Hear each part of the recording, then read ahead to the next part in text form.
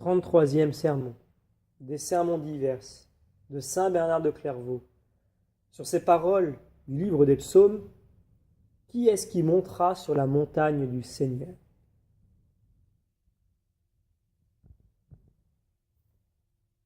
C'est une parole d'exhortation, mes frères, puisque tous, nous nous efforçons de monter, tous nous tendons en haut, tous nous aspirons à nous élever, et tous nous faisons des efforts pour grandir. Efforçons-nous du moins de monter là où nous puissions être bien, où nous nous trouvions en sûreté, et d'où nous ne puissions tomber, là enfin où nous puissions nous tenir fermes.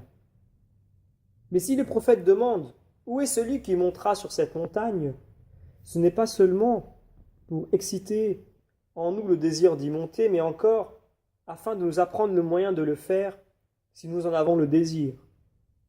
Heureux celui qui a disposé dans son cœur des degrés pour s'élever sur cette montagne et qui soupire après la maison du Seigneur et tombe presque en défaillance par la force de ce désir. Cette montagne est fertile où se trouve le comble de tous les biens. C'est la montagne d'éternelle volupté, la montagne de Dieu. Et bienheureux ceux qui demeurent dans votre maison, Seigneur. Ils vous loueront dans les siècles des siècles, pouvons-nous lire dans le livre des psaumes. Si vous voulez être sûr que c'est effectivement une maison, écoutez un témoin fidèle qui vous le dira. Ô Israël, que la maison de Dieu est grande et combien étendu est le lieu qu'il possède. Il est vaste d'un point de borne, il est élevé, il est immense. Que dis-je? Non seulement c'est une montagne, mais c'est le mont des monts. On y voit beaucoup d'habitations, beaucoup d'autres montagnes. Ses fondements même se trouvent placés dans les montagnes saintes. Le saint prophète Isaïe ne se tait pas non plus. La montagne, dit-il, qui est la demeure du Seigneur, sera fondée sur le haut des monts et s'élèvera au-dessus des collines. Et pourquoi ne serait-ce pas le mont des monts, fondé sur les hauteurs mêmes de la terre entière, où se trouve une abondance si variée, de toutes sortes de délices, où seulement est la plénitude de toutes les abondances? En effet, ce sera le mont de la paix, le mont de la joie, le mont de la vie, le mont de la gloire. Or, tous ces monts ne forment qu'un mont, le mont de la félicité consommée. N'est-ce point le mont de la paix même sur la paix qui passe tout sentiment? Oui, certainement, c'est un mont bien élevé que la paix dans le cœur, la paix dans la chair, la paix du côté des hommes méchants, la paix avec tous nos proches, la paix de la part des démons même, la paix avec Dieu.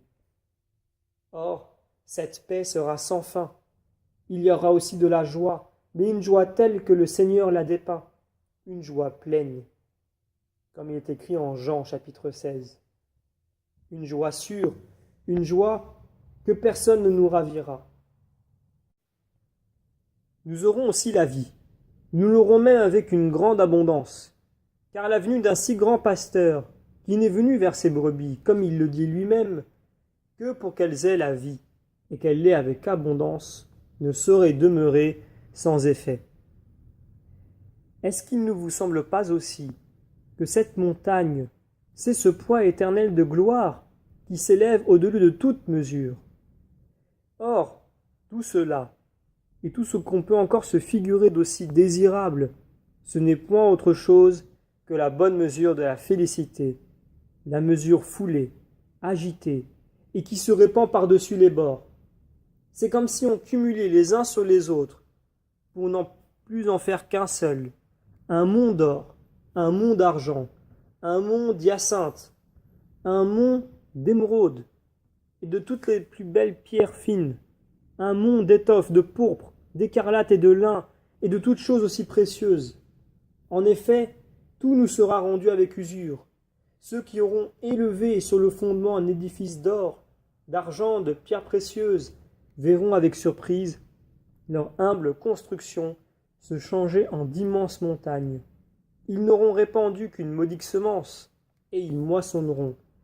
Je ne dis pas de grandes gerbes, mais de grands monceaux de gerbes. Qui donc montera sur la montagne du Seigneur, et qui se tiendra dans son lieu saint? Ce sera celui dont les mains sont innocentes et dont le cœur est pur, nous dit le psaume. Heureux cet homme-là, si toutefois il en existe un tel. Qui peut se flatter d'avoir les mains innocentes et le cœur pur? Personne n'est sans souillure, pas même l'enfant qui ne compte encore qu'un seul jour d'existence sur la terre, pouvons-nous lire en Job chapitre 15. Toutefois, parmi tant de coupables, il s'en trouve un de pur. Il y en a un de libre, au milieu de tous ces morts. Nul autre que lui ne saurait compter.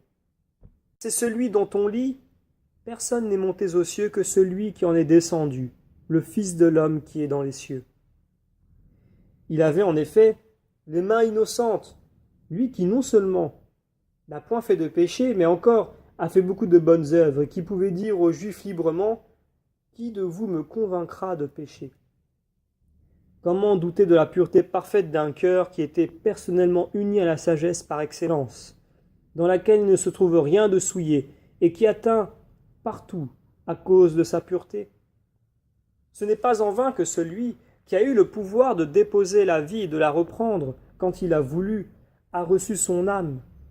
Non, ce n'est pas en vain qu'il l'a reçue en naissant, qu'il l'a déposée en mourant et qu'il l'a reprise en ressuscitant. Mais comment dit-on qu'il n'a pas fait un faux serment et trompeur à son prochain, qu'il n'a pas pris son âme en vain, en un mot, qu'il n'a pas fait tout cela en vain, s'il n'y a que lui qui ait reçu la bénédiction du Seigneur?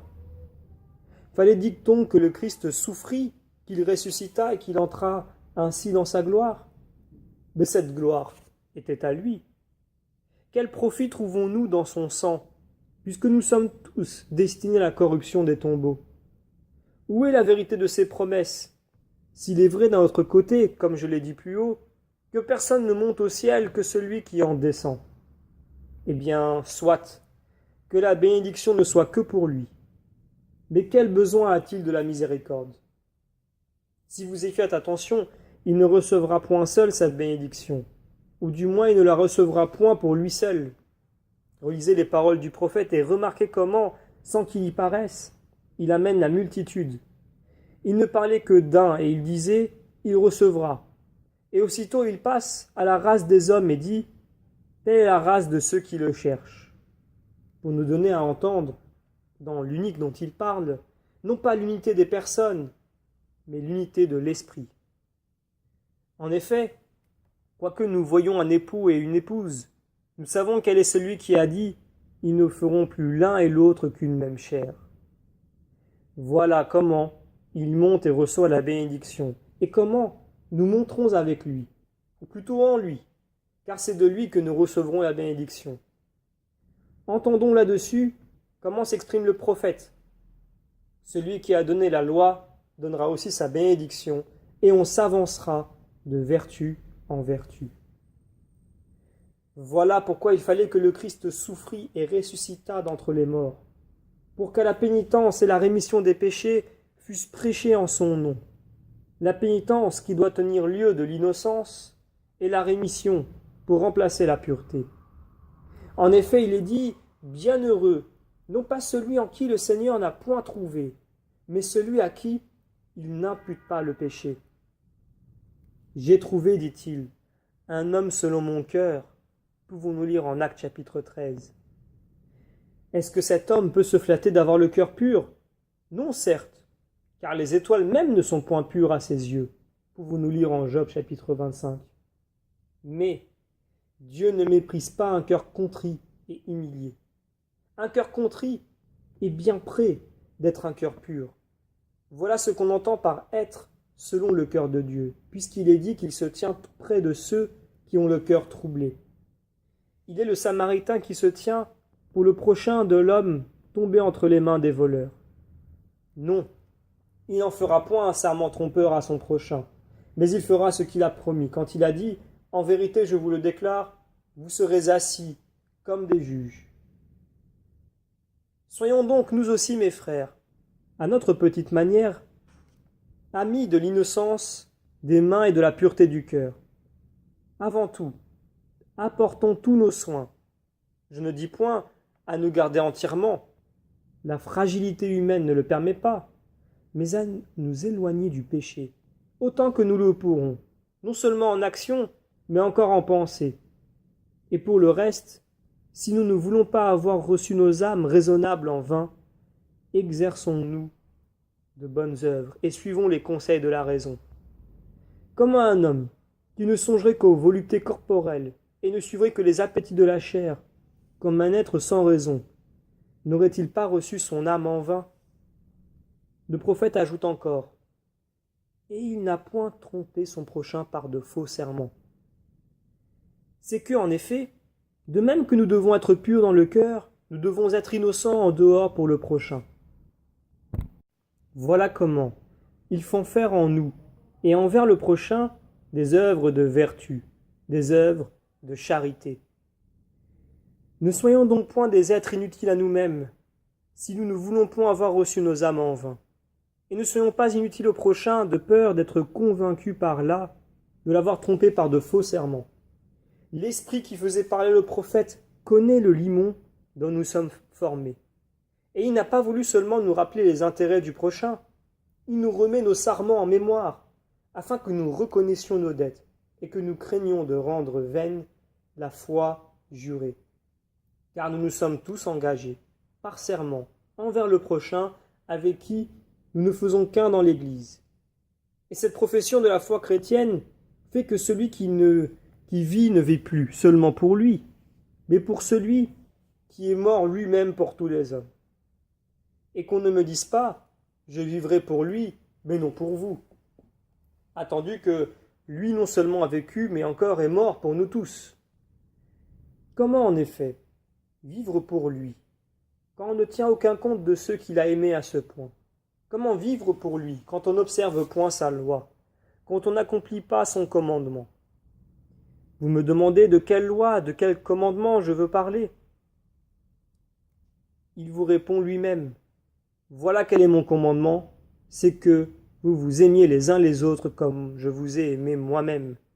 Et l'apôtre vous dit après lui, portez les fardeaux les uns des autres, et de cette manière, vous accomplirez la loi du Christ. N'allez donc pas croire que c'est un bien gratuit que vous donnez au prochain, et que vous pouvez le lui refuser si vous voulez. Vous lui devez, sous la foi du serment, et vous y êtes tenu à la raison de votre profession. Celui-là donc recevra la bénédiction du Seigneur et la miséricorde du Sauveur son Dieu. Celui-là, dit le prophète, c'est parce qu'il n'y en a qu'un qui reçoit la palme dans la lutte. Mais ne le regardez point comme n'étant qu'un seul homme. Il comprend la race entière de ceux qui cherchent le Seigneur. Il recevra la bénédiction parce que le chef et les membres ne se forment qu'un seul Christ. Mais il est toute une génération, parce que nous parviendrons tous à la mesure de l'âge et de la plénitude de Jésus-Christ. Peut-être faut-il voir le Seigneur lui-même, dans cette montagne du Seigneur dont le prophète a dit « Qui montera sur la montagne du Seigneur ?» Ou bien qui pourra se tenir ferme dans son lieu saint? Évidemment, il est la pierre qui s'est détachée sans le secours d'aucune main et qui est devenue une montagne immense. Il est aussi la montagne grasse, la montagne compacte, qui, en s'élevant de terre, attire tout à elle. Et vous, ô Juifs, pourquoi ces soupçons à l'égard de cette montagne, au sol compact de cette montagne, dis-je, dans laquelle Dieu se complaît à habiter? C'est, disent-ils, parce qu'il chasse, s'il chasse les démons, ce n'est que par Belzébub qu'il le fait. Ô soupçon exécrable, ô blasphème digne de tout blâme, le Christ est un prince, un grand prince, à la puissance duquel les démons même ne peuvent se soustraire. Leur empire divisé contre lui-même sera désolé, et le sien est uni et parfait. Il n'aura même jamais de fin. Il y a donc une grande différence entre ce prince et ces princes, et on ne saurait établir de comparaison entre cette montagne, au sol compact et fertile, et ces autres montagnes, qui ne sont que grasses, Votre Belzébub dont vous parlez n'est qu'une montagne au sol compact mais non fertile. Au contraire, elle est maudite et stérile à jamais. C'est une montagne parce qu'il s'est élevé, une montagne au sol compact, parce que ses écailles sont imbriquées les unes sur les autres et que son cœur est dur comme le lait pris en fromage. Notre Seigneur Jésus-Christ est une montagne, mais une montagne au sol compact et fertile. C'est une montagne car il est élevé, une montagne compacte, car elle se compose de beaucoup d'êtres, une montagne grasse à cause de sa charité. Voyez maintenant comment il attire tout à lui, comment il s'unit tout dans une unité substantielle, personnelle, spirituelle, sacramentelle. Il a le Père en lui, et il ne fait avec lui qu'une seule et même substance. Il a pris l'homme et ne fait qu'une seule personne avec lui. Il s'est attaché l'âme fidèle, avec laquelle il ne fait plus qu'un seul et même esprit, et il a pour épouse l'Église de tous les élus, avec laquelle il ne fait plus qu'une chair. Peut-être même cette union devrais-je l'appeler charnelle, mais je préfère l'appeler sacramentelle. Je trouve ce mot plus digne, surtout après avoir entendu l'apôtre dire « Ce sacrement est grand », je veux dire en Jésus-Christ et dans l'Église. Oh oui, c'est une montagne très grasse et très fertile, où Dieu se plaît à habiter. Aussi l'a-t-il loin d'une huile de joie, de manière bien plus excellente que tous ceux qui ont part à sa gloire. Il est la montagne des célestes parfums, la montagne des grâces spirituelles. Il n'a pas reçu l'Esprit avec mesure, mais il a reçu toute la plénitude des grâces.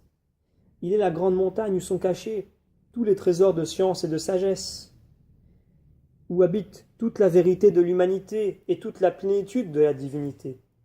C'est une montagne haute, immense, où se trouvent réunis tout ce qui est dans les cieux et sur la terre, en sorte que Dieu soit tout en tous. Venez, moutons sur cette montagne, mes frères. Si la route nous paraît raide, laissons là notre fardeau. Si elle nous semble étroite, ne craignons pas de nous rapetisser.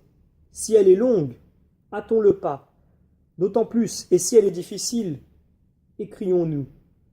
Entraînez-nous après vous, et nous courons dans l'odeur de vos parfums, comme nous pouvons lire dans le livre des Cantiques.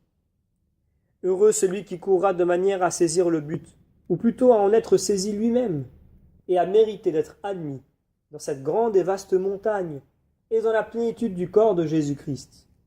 Heureux celui qui montera sur cette montagne béatifique, avec de si ardents désirs et une telle persévérance, que méritant de recevoir une place, ou se tenir dans ce saint lieu, il apparaisse à Dieu le Père dans son sanctuaire, et contemple en même temps sa vertu et sa gloire, qui n'est autre, après tout, que celui qui est le mont des monts, la montagne au sol compact et fertile, Jésus-Christ même notre Seigneur.